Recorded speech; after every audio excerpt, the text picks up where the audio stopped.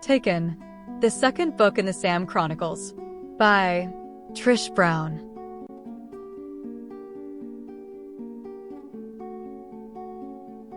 Meet Sam. Hopefully not in person. And whatever you do, keep your mitts off her Bob. Sam's dynamic personality, especially Sam's salty and egocentric nature, more and more gets in the way of completing their challenging, life-threatening mission. Thank goodness the relationship is balanced by Mirror Girl's even-tempered demeanor, creating an engaging and complex, get-her-done relationship. The twist that neither of them is exactly human anymore adds an intriguing layer to their characters. Mirror Girl is forced to defend herself against Sam's increasing deadly displays of rage.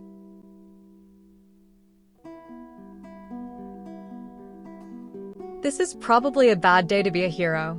Drumming up enough courage to venture from her hidey hole, she muttered, "Mouth breathers. They're keeping their distance, treating us like crusty booger snot rags. Good." She wagged her tongue at the closest guard. Kids as dangerous as the other one, they whispered to each other whenever they spied Mirror Girl slinking around a corner. Grateful for their unwarranted deference, well, unwarranted at least on her part, and bemused that burly armed grown-ups were twitchy about her made her giggle. Good for me. Lets me visit. Dumbass, scaredy cats. I'm right smack in front of you. Our eyeballs are practically swapping spit. The guard hastily turned his head away, pretending he didn't see her bare feet as they rounded the corner and disappeared. Skulking around the morning report, she inadvertently learned that cameras in the medical suite where she was held were not working, so security was heightened. Guess this is as good a time as any to say hi. Creeping, the hard floor punished her knees. Rounding the corner unseen, she hoped, the child chastised her heart. Settle down. My ribs can't take the abuse. Breath ragged, she refused to give in to her physical discomfort. The things I do for you. Isopropyl alcohol assaulted her lungs and stung her throat.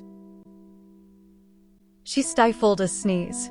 Man, you can get asphyxiated on this stuff. Maybe even drunk. Frayed nerves, pungent odors, and the threat of discovery conspired to dissuade her, but instead caused her to giggle out loud, which she instantly regretted. Checking her out is a dangerous mission, she reprimanded herself, melting into the surroundings. A metallic copperish odor punched her sinuses the closer she got. It was more potent than the aseptic hospital smell and harder to ignore. Gasping, she saw her for the first time since Jack. Only a little blood. It was a grim scene. A slight child in a blue dress on a surgical cart. Face hopeful, the crawling girl held her breath, afraid that any slight sound would obscure a sign of life. Shards of remorse pierced her soul. Sorry, Sam. I am so sorry. Suppressing a cough, little balls of water trailed down the sides of her face. Crap. Now they're going to think they've made me cry. Wiggling, she rubbed the side of her face on the sheet, wiping off the telltale sign of weakness. What the hell? Room's empty. No need to worry about homicidal crazies. At least not yet. What is that god-awful sound? Her stupor stuck to her like the gummy scum in the revolting McDonald's play tunnels. She couldn't shake it. She was lethargic, feeble. I feel like wet spaghetti. She tried to sit up. Damn, I'm snagged on something. That blasted moaner is driving me crazy. Seriously, put a sock in it. Shut it. Unreal. She slipped gratefully back into nothingness. Awake once more, grunting, the girl struggled to sit again, but her muscles mutinied, declared open warfare, and then flatly refused. Ambition depleted, she willingly surrendered. This is too hard. The void was neither warm nor welcoming. Best of all, it made no demands. Actually, there was comfort in its bleakness. She slumped back down, allowing the ghostly tendrils to caress her into submission.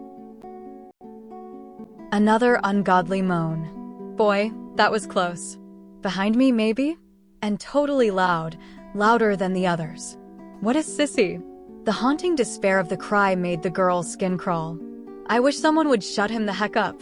She struggled to sit up again. Couldn't. A soul-wrenching wail escaped through her clenched teeth. OMG. It's me. I'm the blasted moaner. Exhaustion forced the girl into accepting her reclining position. She fought to remain conscious. Despite her best effort, darkness claimed her once again, expletives dying on her pursed lips. Honestly, your ass is grass and I'm a lawnmower. Her head lolled to the side, lips parted, eyelashes stilled.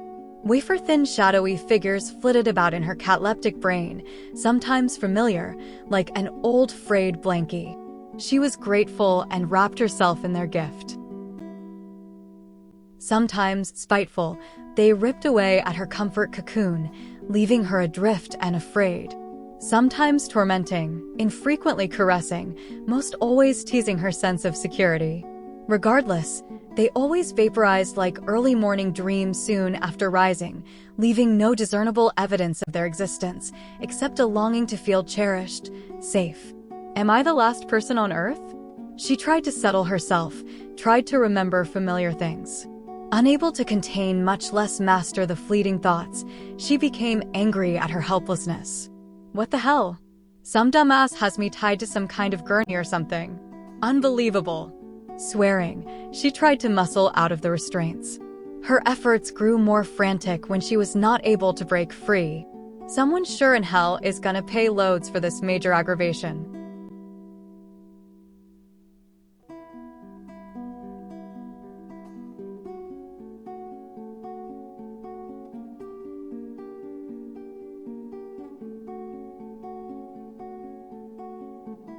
A slight, austere, bald-headed man in a white lab coat walked briskly into the room. His no-nonsense approach commanded both respect and fear. The girl gulped hard to keep the bile from gurgling up her throat. Her stomach lurched, causing her to gag. Staring into his face, she saw scorn in his eyes and shrank back. The man, amused by her response, patted her head. "We were worried about you." The man constructed his features to appear concerned, fatherly, yet she knew his distress was contrived. She attempted to speak again, and again. The result was garbled guttural nonsense. Amasic. She shuddered and refocused. Ack. Searching for answers, she gaped at the slight man's empty orbs, hoping for a spark of kindness. Cat got your tongue? The question dripped with sarcasm. Here, let me fix that. That is if you behave. Will you behave, AG-11? You have been a little more belligerent than you normally are. The girl mind shrugged. It was a reasonable question, albeit not a genuinely caring one. The goosebumps on her arms raised the alarm. The man moved closer, lifting an eyelid and forcing open her jaw to look inside. Her throat constricted, rendering swallowing impossible. She tried to express her strong opposition, but the words would not come. Have I stroked out? Bald guy yanked the girl's right arm, forcing her upright. Do you know who I am? When she did not respond, the doctor balled his hand into a fist and punched her in the cheek. No response. He murmured, pleased. Just to be sure, he said, and slapped the girl's face with considerable force, her head practically sheared off from C1. Good. Dr. Sayworth muttered approvingly to himself. Guess it took. But just to be sure, AG-11 down. Obediently, the girl's body slumped. Pleased, Dr. Sayworth chuckled to himself. Not quite the badass anymore, are we? A deep need for sleep went out over her bewilderment, and she sunk into oblivion. What the hell? Dr. Sayworth bent over the inert body. It's safe now. Assistants in white lab coats seeped wordlessly out of the shadows, hurriedly unstrapped the figure's legs, and turned her over onto her abdomen. A man grabbed the clear bag hanging on a pole and gave it a slight squeeze. In response, a light green solution gushed out of the bag and into the connection. Go ahead and start the upload to the port below C7. I expect a report every hour on the hour. Just in case, little lady, this should take some of the starch out of you. He inspected the comatose figure one last time, muttered sweet dreams, gave her arm one last nasty pinch, then strolled out of the room, lips upturned contentedly. Sam, Dr. Saveearth is gone. Come on, get it together. We need to get out of here before he comes back. Sam, the voice was pleading, frantic, compelling, urgent. Making a beeline for the girls' locker room, Abigail stopped when she saw Cameron. Sam noticed Cameron, too, an uninterested onlooker out of the corner of her eye. Super cute, Elvis crooked smirk, arms crossed, lazily leaning against the wall. Next to Brad, he was the most popular boy in the school. Hey, watch where you're going, low life. Abby glowered at a luckless kid who stumbled accidentally into her path. The kid whispered an apology and scurried away. Cameron yawned nonchalantly, stretched, picked up his book bag, and sauntered past the boys' locker room when Abby realized she had just lost her second defender. Cameron, are you going to the VR Junkies after school? We can meet you there. Abby screeched desperately at Cameron's retreating back. I have an 8-period bio class. I can ditch if you want to go earlier. Cameron kept walking. Desperate, Queen Abby tried one more time to get his attention. I'm driving the T-Bird convertible today. Weird flex, but okay, Cameron muttered without looking up from his cell as he rounded the corner and disappeared. Spectacle over, the lunchroom returned to its usual chaotic frenzy. Rubberneckers gratified, calm restored. Sam? There's that pain-in-the-butt little kid again. Honestly, what does she want from me? What a crazy little brat. Hey, AG-11. Soft but persistent, the crazy girl's voice broke through the barrier of Sam's lethargic brain, causing her to stir a little. I know that voice. I need to. I have to wake up. But then, exhausted from struggling, Sam stopped fuming and willingly gave into her exhilarating dreams. It's easier this way. I'm driving. Actually driving. Sam looked around to see if everyone caught how glorious she was. The wind played with her hair, whipping it around, tickling her face. She caught a whiff of coconut and strawberries as a strand of hair smacked her nose before the wind yanked it away. Smells yummy. Glad I switched shampoos. I hope Brad notices. Who knew behind the wheel with smelly old gates could be fun? What a blast. The only thing is it's only third period. That means the rest of the day is going to be a drag. Plus, I'll have you know I was a Girl Scout. Brad and Sam burst out laughing. They conjured up a picture of a small snarling girl taking on an army of zombies single-handedly, hands on hips, warning them she is a Girl Scout, daring them to step over the box of Girl Scout cookies.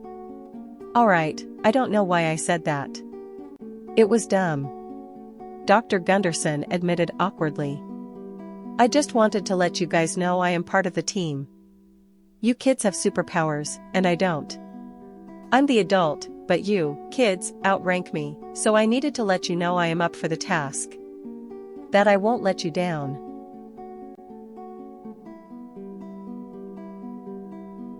All I want is to be normal, go to high school, and have a boyfriend or two. That's all. My life would be much better if I was human again. I didn't ask for any of this. Now I'm just half a monster. They tell me I have to improve my temperament, use my mind voice, find the taken scientists. Not my jam, people. They constantly rag at me that what happened was a gift. There was design in my death. Just make the best of it. They say, be the gift to the world that your parents envisioned. They say, make a difference. Save the world. They say, 2 extra. Bet my murdered parents never in their wildest dreams anticipated that I'd be driving one of their AI synthetic bod suits. Twice. Ironic, right? Their brilliant cutting-edge technology trapped me forever. I have cool superpowers, yes, but I don't want them. I want to go to prom.